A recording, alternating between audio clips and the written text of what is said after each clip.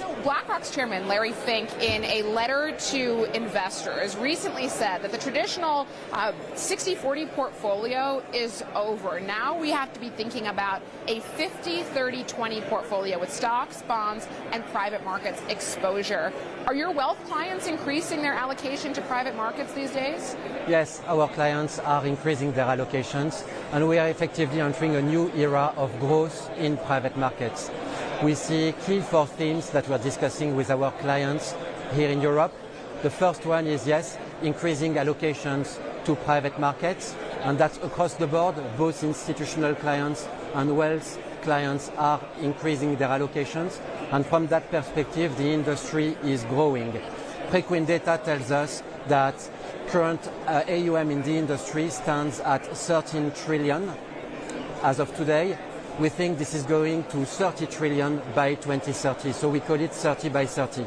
The second trend we see is more appetite, increasing appetite for both infrastructure and credit. Those are the two asset classes that are growing the fastest.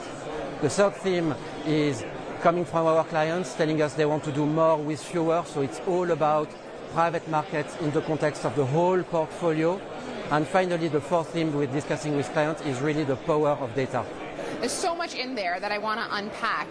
Just wrapping up this, the thought around a 50-30-20 portfolio. Given the opacity and the illiquid nature of private markets, is 20% a bit aggressive when it comes to exposure for wealth clients in particular?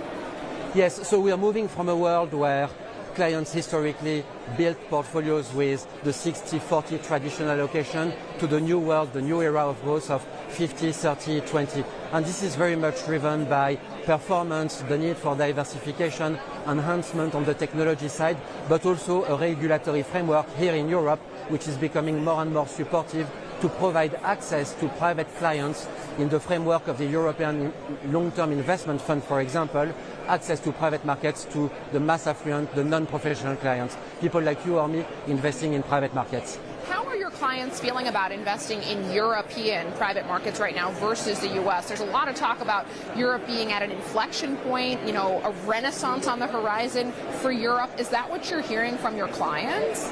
So yes, definitely increasing appetite for Europe. As a matter of fact, BlackRock, as a global asset manager but European player, we're European in Europe, is the largest investor on behalf of our clients into Europe across public and private, with 1.6 trillion of AUM invested in Europe.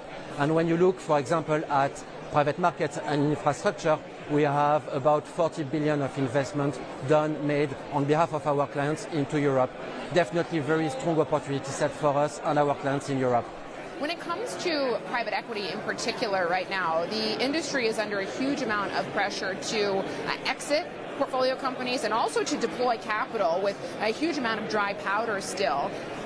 Given the growth prospects that you just described, is there a risk that we see this rush to deploy end up resulting in investing in assets that really shouldn't be invested in, that we see moving down in terms of quality here?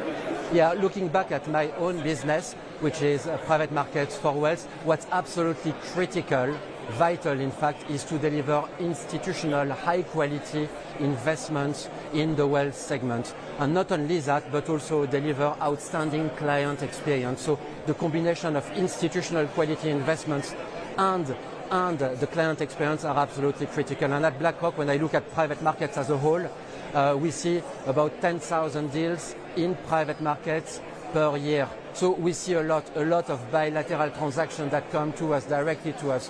What's critical here is the selectivity rate. So for us, when we see a lot, ultimately what do we invest in? We invest in about 2 to 4% of the deal flow we see across markets. When it comes to portfolio structure here, we're seeing an increasing convergence of public and private markets.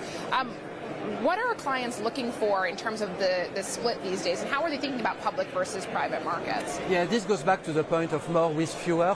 So when you look at BlackRock today, we have extremely strong capability on the public market side. We have enhanced capabilities in the private markets world. We have the technology with Aladdin, with eFront, and now we have the data with Preqin. So for our clients, it's all about how do we bring this all together in order to build better, more resilient portfolios. Again, it's all about what's the best way to include private markets in the context of the whole portfolio.